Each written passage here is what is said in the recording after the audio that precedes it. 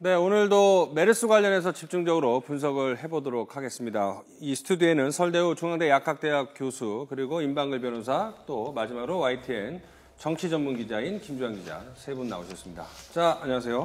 안녕하세요. 먼저 속보부터 우리 교수님한테 좀 여쭤봐야 될 것 같은데요. 13명의 추가 환자가 생겼는데 그중에 10명이 삼성 서울병원에서 감염이 된 것으로 나타났습니다. 네. 이 삼성 서울병원이 이제는 오늘 내일쯤에 이제 감소세로 접어들었다 이런 얘기가 나오고 있는데 네. 걱정을 해야 되는 겁니까? 아니면 어느 정도 예상이 됐던 겁니까? 어느 정도 예상이 됐던 겁니다. 앞으로도 환자가 좀 더 나올 것으로 생각이 되고요. 예. 이제 다른 병원이 어떻게 될지를 좀 지켜봐야 될 그런 국면에 왔습니다. 예. 그럼 다른 병원이라는 거는 결국은 뭐 서울 아산병원 같은 이 서울에 또 우리나라에 내노라는 대형 병원들 거쳐간 환자들 더 발생하는 이 부분을 좀 더 지켜봐야 된다는 말씀이시죠? 예, 어제 이제 대형 병원들의 이제 확진 환자가 나오지 않았습니까? 예. 그런데 이제 우려스럽기는 그 대형 병원에 있었던 환자들이 네. 슈퍼 전염자인 것처럼 보입니다. 네. 그렇기 때문에 이 대형 병원들이 제2의 삼성 서울병원이 될 가능성이 있기 때문에 네. 상당히 유의해서 봐야 될 그런 측면이 있습니다. 그러니까 사흘째 평택 성모병원에서 발생한 환자는 없고 이 삼성 서울병원도 감소세로 접어들기 때문에 여기는 어느 정도 진정세에 접어들었고 나머지 병원들의 확산 여부를 좀 판가름해야 될 것 같다. 이런 정리를 할 것 같습니다. 그게 오히려 네. 상당히 중요한 기로점이 되지 않을까 네. 그렇게 생각이 됩니다. 자, 오늘 사망자도 이제 2명이 나왔는데요. 보니까 62세 남자와 75세 여자인데 알코올성 간 경병 병력과 다발성 골수종 병력을 가지고 있다고 하는데 이 병력과 메르스랑은 좀 관련이 없고 메르스에 전염이 돼서 숨졌다 이렇게 봐야 됩니까? 그렇지 않고요. 일단 그런 환자들이 상당히 면역 상태가 좋지 않았을 것으로 생각이 됩니다. 그 질환도 상당히 중증인 질환이거든요. 예. 그렇기 때문에 바이러스의 공격을 받아서 합병증이 유발되거나 네. 이렇게 해서 아마 사망에 이른 게 아닌가 그렇게 생각이 됩니다. 예. 네, 오늘 상황은 이렇고 자 어제 상황으로 좀 돌아가 보면 어제 같은 경우는 임신부에서 환자가 나왔다는 점에 다들 좀 놀라셨을 것 같아요. 네. 사실 치료제가 없는 메르스, 근데 또 지금 하고 있는 보조 치료마저 쉽지 않은 임신부가 지금 확진 지금 보면 1, 2차 병원 자체 검사에서는 양성 판정이 나온 거고 최종 확진 판정만 남은 상황인데 네. 임신부 환자 어떻게 파악하고 계세요? 임신부가 이제 전 세계적으로 없었던 건 아닌데 굉장히 드물었고 그나마 다행인 게 이제 이 임신부가 출산일이 한 10여일 이내로 남았던 것 같아요. 그러니까 이제 제일 중요한 것은 이제 호흡 곤란입니다. 딴 것보다도 이제 호흡 곤란이 되면 아무래도 산소 공급이 잘 되지 않아서 태아의 그 뇌에 영향을 미칠 수가 있어요. 그러니까 상태가 좀 심각해지면 제왕절개를 하는 것이 가장 좀 그런데 제왕절개 하기도 또 쉬운 상황이 아니라고 열이 나면은 제왕절개 하기 좀 어려운 부분이 있다고 그런 점도 있죠. 그런 점도 있고 또 제왕절개를 하는 가운데 또 감염이 있을 수도 있기 때문에 태아로의 감염이 있을 수도 있기 때문에 그럼에도 불구하고 산소 공급이 어려워지면 기본적으로 이제 아이가 상당히 뇌에 치명상을 입을 가능성이 있습니다. 그러니까 제왕절개를 심각하게 아마 고려하지 않을까 이렇게 생각이 되고 그럴 경우에는 충분히 이제 그 임신부에게는 우리가 치료할 수단이 있으니까 그렇게 좀 나눠서 보면 될 것 같고요. 지금 감염된 상태에서 태아로의 수직 감염은 가능성은 상당히 낮지 않을까. 이 태반이라고 하는 게 매우 독특한 구조와 기능을 갖고 있어서 태아로 엄마로부터의 수직 감염을 상당히 차단하는 그런 효과도 있기는 하니까 그거는 좀 지켜볼 필요가 있을 것으로 생각이 됩니다. 예. 또 다른 또 이 환자가 관심을 가져야 될 환자가 이제 서울 아산병원 응급실 보안요원인데요. 네. 이 확진 환자랑 접촉한 시간이 불과 10분에 불과했는데 전염이 되지 않았습니까? 좀 특이 사례라고 봐야 됩니까? 제가 보건대는 그렇게 특이 사례 같지는 않고요. 우선은 그 환자가 또 슈퍼 전염자인 것처럼 보이기 때문에 상당히 아마 고농도의 바이러스와 활성이 높은 바이러스를 가지고 있을 가능성이 많습니다. 네. 그래서 짧은 시간이었기는 하지만 상당히 많은 바이러스에 짧은 시간 동안에 접촉했을 가능성이 있기 때문에 여전히 우리가 알고 있는 그런 밀접 접촉 정도의 상황이 발생하지 않았을까 이렇게 평가가 됩니다. 당시 그 확진 환자가 병원에 왔을 때가 상당히 그 심각한 상태였기 때문에 그렇죠. 다른 그 확진 환자들보다는 바이러스 전파력이 더 높을 수 있다. 그렇죠. 예. 그렇다면 어쨌든 간에 2m 이내 1시간 이상 접촉 이런 공식보다는 그 환자가 어느 정도의 전파력을 갖고 있는 바이러스를 가지고 있었느냐 그게 더 중요하군요. 그렇습니다. 예. 그렇다면 그 접촉 어떤 시간보다 공간이 더 중요하다고 보세요? 그 접촉하는 공간의 어떤 그 장소에 더 초점을 맞추고 계십니까? 둘 다가 중요할 수 있습니다. 더 중요한 것은 사실 그 환자의 상태라고 볼 수 있겠죠. 지금 이제 메르스 대응팀에서 폐렴 환자를 전수조사하겠다고 했는데 이게 상당한 의미가 있습니다. 사실은 이 의미를 지금 언론에서 짚지를 않고 있는데 그게 왜 그러냐면 지금 대부분의 슈퍼 전파자라고 보이는 사람들의 공통된 특징, 모두 다 공통된 건 아니지만 상당히 공통된 특징 중에 하나가 이 폐렴 내지 폐질환을 앓고 있는 사람이에요. 그러니까 이제 바이러스가 공격이 되면 폐가 기능이 기본적으로 떨어져 있었기 때문에 훨씬 호흡이 곤란하겠죠. 호흡이 곤란하니까 호흡을 가쁘게 쉬기 위해서 폐 깊숙이에 있던 바이러스가 나올 수도 있고요.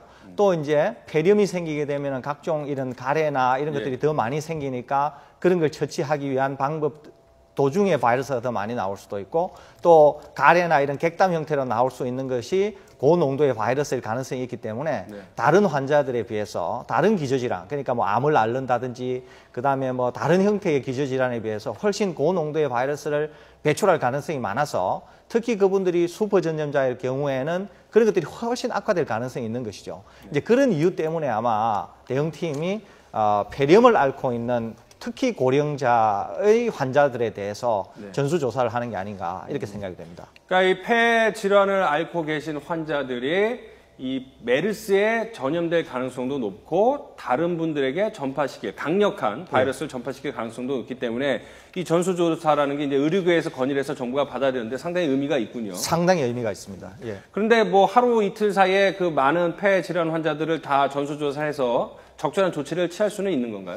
일단 전수조사를 하게 되면 이 전수조사라고 하는 게 기본적으로 역학조사의 개념이기 때문에 그분들이 지금 알려져 있는 병원을 다녀왔는지 그러고 나서 어떤 변화가 있는지 또는 추가적으로 누구를 만났는지 이런 거를 광범위하게 조사를 할 거기 때문에 혹여라도 이분들이 슈퍼 전파자가 되면 상황은 더욱 심각해지겠죠. 더 환자를 많이 만들 수도 있고 전국적으로 또 환자를 만들 수도 있으면서 지역 사회 감염으로의 확산 가능성이 커지기 때문에 그런 거를 염두에 두고 내린 그런 특단의 조치가 아닌가 이렇게 평가가 됩니다. 지금 환자가 나오는 어떤 그 증상이라든지 양태를 보면 처음에 우리가 알고 있던 메르스와는 좀 다른 이른바 공식이 좀 깨지고 있는 것들도 있거든요. 이를테면 뭐 10대 환자가 나왔다든지 잠복기가 생각보다 길어서 18일이었던 환자가 있다든지 우리나라에서 좀 이렇게 달라지고 있는 건가요? 아니면 어떻게 보십니까? 우리나라에서 상당히 많이 달라지고 있죠. 향후에 아마 우리나라의 사례가 메르스를 정확히 이해하는 데 있어서 매우 중요한 그런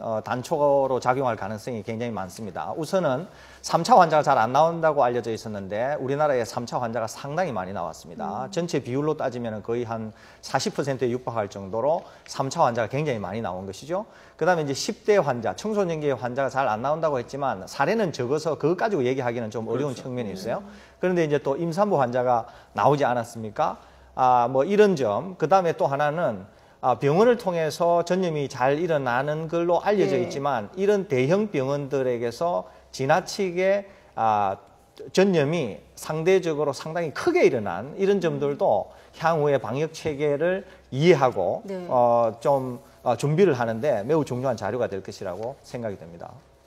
자, 그러면 지금 어쨌든 간에 여러 가지 논란 속에 컨트롤 타워 최경환 총리 대행이 맡기로 했고요. 그다음에 폐렴, 폐질환 환자들이란 전수조사도 시작이 되고 WHO의 공동조사도 시작이 되고 있기 때문에 지금은 어느 정도 이제 체계는 갖췄다. 더 필요한 건 없다. 이렇게 봐도 될까요? 그렇지 않습니다. 우선은 컨트롤 타워라고 하는 게 이런 위기 상황에서는 대단히 중요한데요. 지금 이제 컨트롤 타워가 굉장히 뭐 정리가 안 돼 있다 이런 말씀을 많이 하지 않습니까? 위기 상황에서의 컨트롤 타워는 그 구조가 굉장히 간명해야 됩니다. 간명해야 되고 그래야만이 효율적으로 대처를 할 수 있는 것이거든요. 명령 체계라든지 뭐 이런 것들 때문에. 그래서 지금 그런 것들도 정리가 좀 될 필요가 있고 그다음에 이제 또 아주 제가 좀 지적하고 싶은 것이 전문가의 위상입니다. 전문가의 위상.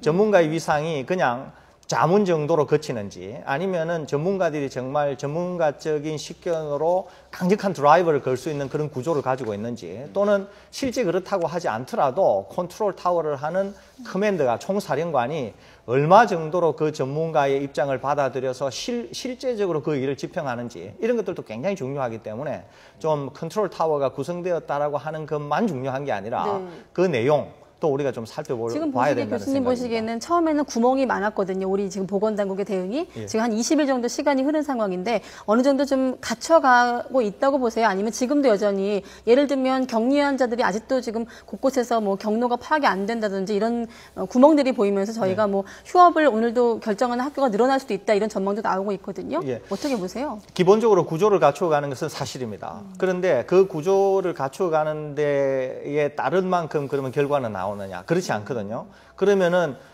구조를 갖춰가는 게 잘못돼서 그러느냐? 그게 아니고 기본적으로 구조는 갖춰가지만 환자가 너무 많아졌다는 겁니다. 환자가 너무 많아지니까 아무리 구조를 갖춘다고 하더라도 그 환자를 일일이 다 찾거나 하는 이제 행정력이나 그런 서포팅을 할 수 있는 것들이 제한되기 때문에 여전히 구멍이 많은 것처럼 보이는 것이죠. 그러니까 이것을 위기로 규정을 했다고 하면 정부 차원에서 대규모의 투입이 일어나야 되는데 지금 좀 그런 것들이 안 되고 있어서 오히려 구멍으로 보이는 게 아닌가 그런 생각이 듭니다. 자, 뭐 오늘까지가 이제 서울과 경기의 상당수 학교들이 휴업을 하는 날이지 않습니까? 앞서 뭐 전해드린 대로 추가로 휴업을 연장할지에 대해서 이제 오늘 결정을 한다고 하는데 어떻게 보세요? 연장을 해야 됩니까? 아마 연장을 하는 데가 많지 않을까 싶습니다. 왜냐하면 예. 환자의 매일 발생 추이가 23명, 22명, 그리고 어제 8명이 되었다가 사실 오늘이 굉장히 중요한 포인트였어요. 13명? 예, 그렇죠. 오늘이 줄어들게 되면은 확산세의 진정 국면을 좀 우리가 예측할 수 있을 거예요. 그런데 오늘 좀 늘어나니까 뭔가 진정 국면으로 접어들었다 이렇게 섣불리 판단하기가 어려운 상황이기 때문에 아마 학교 휴업도 거기에 맞추어서 아마 결정이 되지 않을까 이렇게 생각이 됩니다. 일부 뭐 경기도에 있는 학교들이 평택 성모병원을 비롯한 5개 병원에서 건강검진을 받았다고 하는데 그 학생들은 걱정 안 해도 됩니까? 걱정을 안 해도 된다기보다는 예. 걱정을 하는 쪽에 좀 무게가 가 있어야 된다고 봅니다. 왜냐하면은 아까 말씀드린 것처럼 이런 대형 병원에서 확진된 환자가 슈퍼 전염자의 특징을 보이고 있어요. 예. 지금 우리가 이렇게 대거 2차 웨이브가 오게 된 것이 이제 이런 슈퍼 전염자들 때문에 그러는데 지금 그런 병원에서 많은 사람들이 건강검진을 받고 했으니까 그 사람들도 좀 유의해서 좀 볼 필요가 있어 보입니다. 네. 자, 뭐 메르스 관련해서 걱정들 이만저만이 아닙니다. 여러 예방법도 있고 그런데 이제 스스로 계속 예방하는 안전수칙, 보건위생수칙을 지켜야 된다 이런 얘기도 있는데 다음 주제로 넘어가서 메르스 이야기 계속 이어가도록 하겠습니다.